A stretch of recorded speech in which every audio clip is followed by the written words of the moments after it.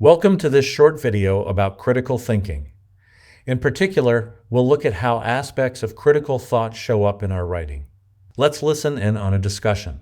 Welcome, and thanks for tuning in. Good to be talking about this. Today we're looking at how we think, fast versus slow thinking, and specifically how that plays out in our writing. How being more conscious and deliberate in our thought process can really strengthen written communication. Makes a real difference. It really does.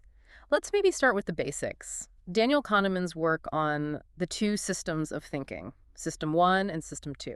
Exactly. So System 1, that's the fast thinking. It's pretty much instant, unconscious, automatic, feels intuitive, sometimes emotional. Like a gut reaction. Very much so.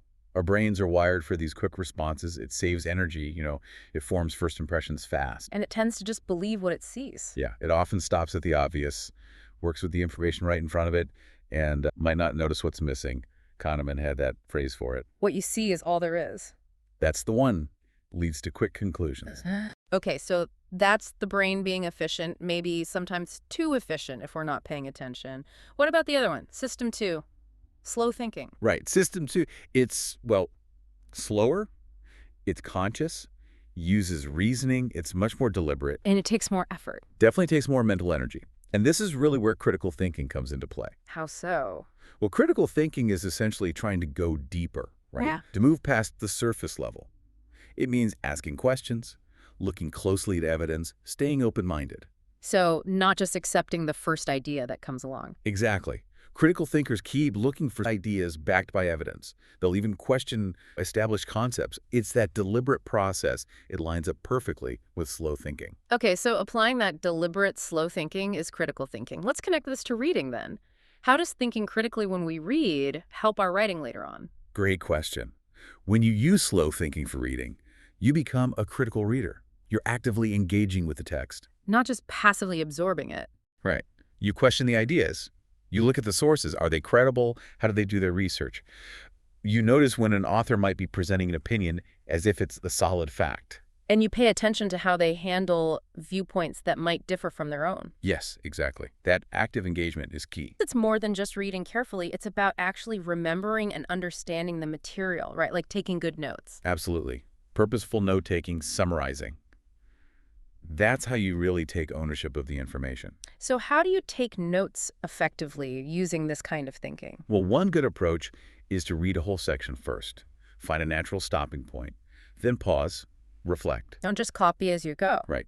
Then identify what you think are the very important points, the VIPs, things that really stand out to you. And here's the important part. Write those VIPs down in your own words. Ah, so you're processing it, not just transcribing. Precisely. It personalizes the learning. If it's a big chunk of text, maybe write just a one-sentence summary and note where you found it. This active processing, rearranging, summarizing, it really deepens your understanding. That makes sense. Okay, so that active critical reading and note-taking builds understanding. Now, how does that translate into critical writing? It uses the same kind of careful, deliberate thought. When you write critically, you're evaluating arguments and evidence yourself, not just repeating conclusions someone else made. You're weighing things up. Yes. Considering different sides to reach an objective, informed conclusion. Good critical writers will acknowledge if their evidence has limits, but they still build the strongest possible case. Supporting claims with evidence seems central. Always. Every claim needs support. And strong writers also address opposing arguments. They don't ignore them. They refute them with evidence, which actually makes their own position stronger. So preparation is really important here. Lots of research. Oh, definitely. Thorough research, reading a variety of materials, taking good notes on relevant points, all that groundwork is crucial.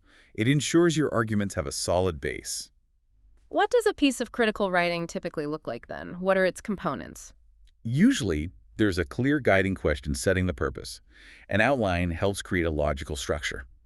You need smooth connections between your ideas to guide the reader. A logical flow. Exactly. And then a valid conclusion that directly answers that initial guiding question based firmly on the evidence you've presented. And references, citing your sources, play a big role too, I imagine. References provide the evidence, show you're being honest about where ideas came from, offer readers ways to find out more, and they even help you, the writer, double-check your own thinking. It strengthens the whole piece.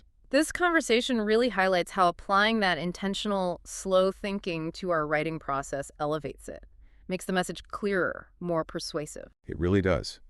Writing with critical thought turns information into real understanding. For you as the writer, and certainly for your reader too. Thank you for your time and for listening to this podcast.